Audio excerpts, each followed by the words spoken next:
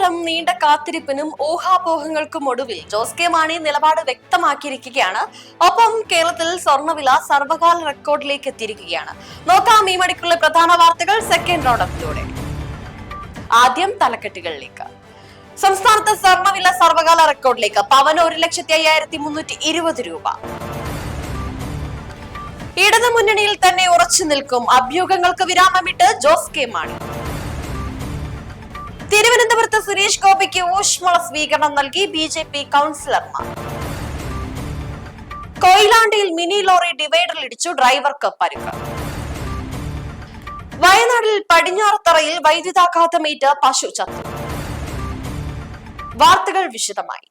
കേരളത്തിൽ സ്വർണ്ണവില ചരിത്രത്തിലെ ഏറ്റവും ഉയർന്ന നിരക്കിൽ എത്തിയിരിക്കുകയാണ്. ഇന്ന് ഒരു പവൻ സ്വർണത്തിന് 1,50,320 രൂപയാണ് വിപണിയിൽ വില രേഖപ്പെടുത്തിയിരിക്കുന്നത്. ആഗോള വിപണിയിൽ ഉണ്ടായിരുന്ന മാറ്റങ്ങളും ഡോളറിന്റെ മൂല്യത്തിലുണ്ടായ വ്യതിയാനവുമാണ് പെട്ടെന്നുള്ള ഈ വിലക്കയറ്റത്തിന് കാരണമായത്. വിവാഹ സീസൺ ആരംഭിക്കാനിരിക്കെ സ്വർണ്ണവിലയിലുണ്ടായ ഈ കുതിച്ചുചാട്ടം സാധാരണക്കാരായ ജനങ്ങൾക്ക് ആശങ്കയാണ് ഉണ്ടാക്കുന്നത്. സംസ്ഥാനത്തെ സ്വർണ്ണ വിപണിയിൽ മുമ്പെങ്ങുമില്ലാത്ത വില വർധനവാണ് ഇപ്പോൾ ദൃശ്യമാകുന്നത്. ഇന്ന് മാത്രം പവന് 800 രൂപയാണ് വർധനവുണ്ടായിരിക്കുന്നത്. ഇന്നത്തെ സ്വർണ്ണവില 1,05,320 രൂപ എന്ന റെക്കോർഡ് നിലവാരത്തിലേക്ക് എത്തി നിൽക്കുന്നു. ഗ്രാമിന് 13,165 രൂപയാണ് ഇന്നത്തെ നിരക്ക്. അന്താരാഷ്ട്ര വിപണിയിലെ രാഷ്ട്രീയ സാമ്പത്തിക ഘടകങ്ങളാണ് ഈ കുതിച്ചുചാട്ടത്തിന് പിന്നിൽ. പ്രത്യേകിച്ച് അമേരിക്കൻ കേന്ദ്ര ബാങ്കായ ഫെഡറൽ റിസർവുമായി ബന്ധപ്പെട്ട അനിശ്ചിതത്വങ്ങളും ഇറാനിൽ തുടരുന്ന സംഘർഷാവസ്ഥയും ആഗോള നിക്ഷേപകരെ സ്വർണത്തിലേക്ക് തിരിയാൻ പ്രേരിപ്പിക്കുന്നു. സുരക്ഷിത നിക്ഷേപം എന്ന നിലയിൽ സ്വർണത്തിന് ഗ്രാമിന് ഇപ്പോൾ ഡിമാൻഡ് കൂടിക്കൊണ്ടിരിക്കുകയാണ്. മാത്രവുമല്ല, പ്രാദേശിക വിപണിയിലും അതിന്റെ പ്രതിഫലനം പ്രകടമാകുന്നുണ്ട്. വിവാഹ സീസൺ അടുത്തു വരുന്ന സാഹചര്യത്തിൽ ഈ വിലക്കയറ്റം സാധാരണക്കാർക്ക് വലിയ തിരിച്ചടിയാണ് നൽകുന്നത്.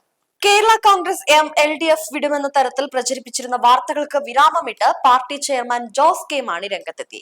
LDFിൽ തന്നെ ഉറച്ചു നിൽക്കുമെന്നും മുന്നണി മാറ്റത്തെക്കുറിച്ച് ഇപ്പോൾ ചിന്തിക്കുന്നില്ലെന്നും അദ്ദേഹം വ്യക്തമാക്കി. രാഷ്ട്രീയ കേന്ദ്രങ്ങളിൽ വലിയ ചർച്ചകൾക്ക് വഴിമാറിയ അഭ്യൂഹങ്ങൾക്കാണ് ഈ ഔദ്യോഗിക പ്രതികരണത്തോടെ അവസാനമായത്.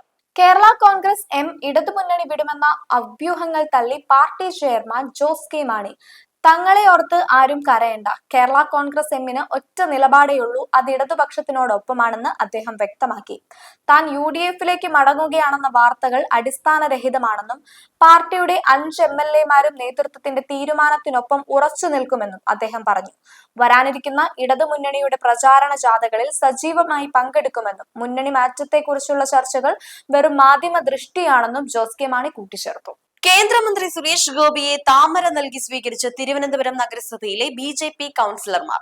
കൗൺസിൽ യോഗത്തിന് മുന്നോടിയായാണ് അദ്ദേഹത്തിന് സ്വീകരണം നൽകിയത്. പ്രവർത്തകരുടെ ആവേശോജ്വലമായ മുദ്രാവാക്യം വിളികൾക്കിടയിലാണ് അദ്ദേഹം സ്വീകരണം ഏറ്റുവാങ്ങിയത്. 64ാമത് സംസ്ഥാന സ്കൂൾ കലോത്സവത്തിന് തൃശൂരിൽ ആവേശകരമായ തുടക്കം. എന്നാൽ മത്സരങ്ങൾക്ക് മുൻപേ വേദികളുടെ പേരിനെ ചൊല്ലി ഉയർന്ന താമര വിവാദമാണ് ഇപ്പോൾ സോഷ്യൽ മീഡിയയിലും രാഷ്ട്രീയ വൃത്തങ്ങളിലും സജീവ ചർച്ചയാകുന്നത്. കലോത്സവ വേദികൾക്ക് പൂക്കളുടെ പേര് നൽകിയപ്പോൾ ദേശീയ പുഷ്പമായ താമരയെ മനഃപൂർവ്വം ഒഴിവാക്കിയെന്നാരോപിച്ച് BJPയും യുവമോർച്ചയും പ്രതിഷേധവുമായി രംഗത്തെത്തിയിരുന്നു. ഇതിനെ തുടർന്ന് സംഘാടകർ നിലപാട് മാറ്റുകയും ഡാലിയ എന്ന് നേരത്തെ നിശ്ചയിച്ചിരുന്ന 15ാം നമ്പർ വേദിക്ക് താമര എന്ന് പുനർനാമീകരണം ചെയ്യുകയും ചെയ്തു. ഈ വിവാദങ്ങൾക്കിടയിലാണ് കലോത്സവ നഗരിയിൽ മുഖ്യ അതിഥിയായി കേന്ദ്രമന്ത്രി സുരേഷ് ഗോപി എത്തിയത്. താമരയുടെ ചിത്രം ആലേഖനം ചെയ്ത മുണ്ട് ധരിച്ചെത്തിയ മന്ത്രിയെ BJP കൗൺസിലർമാർ താമരപ്പൂക്കൾ നൽകിയാണ് സ്വീകരിച്ചത്. മാധ്യമങ്ങളോട് സംസാരിക്കവേ താമരയോടുള്ള അയിത്തം എന്തിനാണെന്ന് അദ്ദേഹം ചോദിച്ചു. താമര ഒരു പൂജാ പുഷ്പമാണ്, ദേശീയ പുഷ്പമാണ്. ഒരു കുളത്തിൽ താമര വിരിഞ്ഞു നിൽക്കുന്നത് കണ്ടാൽ ആരെങ്കിലും അതിൽ പെട്രോൾ ഒഴിച്ചു കത്തിക്കുമോ? കലയുടെ ലോകത്ത് രാഷ്ട്രീയം കലർത്തുന്നത് ദൗർഭാഗ്യകരമാണ് എന്ന് അദ്ദേഹം പ്രതികരിച്ചു. സംഘാടകർക്ക് പറ്റിയ തെറ്റ് തിരുത്തിയത് സ്വാഗതാർഹമാണെന്നും അദ്ദേഹം കൂട്ടിച്ചേർത്തു. അതേസമയം രാഷ്ട്രീയ വിവാദങ്ങൾ ഒഴിവാക്കാനാണ് ആദ്യം താമരയെ ഉൾപ്പെടുത്താതിരുന്നത് എന്നാണ് വിദ്യാഭ്യാസ വകുപ്പിന്റെ വിശദീകരണം. ഉദ്ഘാടന ചടങ്ങിന് മിനി പൂരത്തിന്റെ അകമ്പടിയോടെ മുഖ്യമന്ത്രി പിണറായി വിജയൻ തുടക്കം കുറിച്ചതോടെ വിവാദങ്ങൾ വഴിമാറി കലയുടെ മാമാങ്കത്തിലേക്ക് തൃശൂർ ഉണർന്നു കഴിഞ്ഞു. കോഴിക്കോട് കൊയിലാണ്ടിയിൽ ചെങ്കലുമായി പോയ മിനി ലോറി നിയന്ത്രണം വിട്ട് ഡിവൈഡറിലിടിച്ച് അപകടമുണ്ടായി. അപകടത്തിൽ ലോറിയുടെ മുൻഭാഗം പൂർണ്ണമായും തകർന്നു. ഗുരുതരമായി പരിക്കേറ്റ ഡ്രൈവറെ ഉടൻ തന്നെ കോഴിക്കോട് മെഡിക്കൽ കോളേജ് ആശുപത്രിയിൽ പ്രവേശിപ്പിച്ചു. അഗ്നിശമന സേനയും പോലീസും എത്തിയാണ് അപകടത്തിൽപ്പെട്ട വാഹനത്തിൽ നിന്നും ഡ്രൈവറെ പുറത്തെടുത്തത്.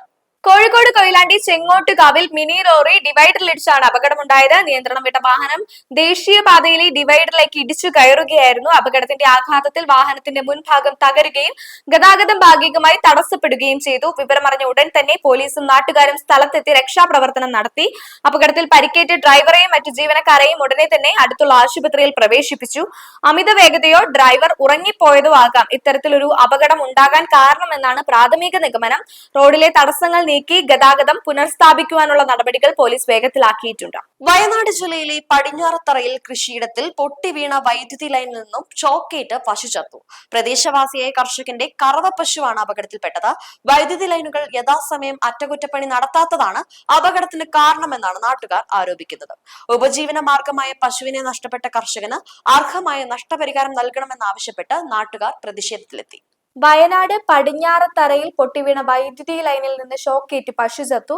ഇന്ന് ഉച്ചയോടെയാണ് ഈ ദാരുണ സംഭവം ഉണ്ടായത്. തോട്ടത്തിൽ മേയാൻ വിട്ടിരുന്ന പശു പൊട്ടിക്കിടന്ന ഹൈടെൻഷൻ ലൈനിൽ തട്ടുകയായിരുന്നു. കുടുംബത്തിന്റെ ഏക വരുമാനമായിരുന്ന പശു ചത്തതോടെ ഈ കർഷക കുടുംബം വലിയ പ്രതിസന്ധിയിലായിരിക്കുകയാണ്. ലൈനുകൾ യഥാസമയം അറ്റകുറ്റപ്പണി നടത്താത്തത് ആണ് ഇത്തരത്തിലൊരു അപകടത്തിന് കാരണം എന്ന് പറഞ്ഞ് നാട്ടുകാർ വലിയ പ്രതിഷേധമാണ് ഇപ്പോൾ ഉയർത്തുന്നത്. KSEBക്കെതിരെ KSEBയുടെ ഭാഗത്തു നിന്നും വലിയ വീഴ്ചയുണ്ടായി എന്ന് തന്നെ ഇപ്പോൾ നാട്ടുകാർ ആരോപിക്കുന്നത്. ഉദ്യോഗസ്ഥർ സ്ഥലത്തെത്തി ഇപ്പോൾ ഇതിന് അന്വേഷണം ആരംഭിച്ചിരിക്കുകയാണ്. ഈ മണിക്കൂറിലെ പ്രധാന വാർത്തകൾ ഇവിടെ പൂർത്തിയാകുന്നു. വരും മണിക്കൂറിൽ കൂടുതൽ വാർത്തകളുമായി പ്രൈം ടൈം അപ്ഡേറ്റ്സിൽ കാണാം.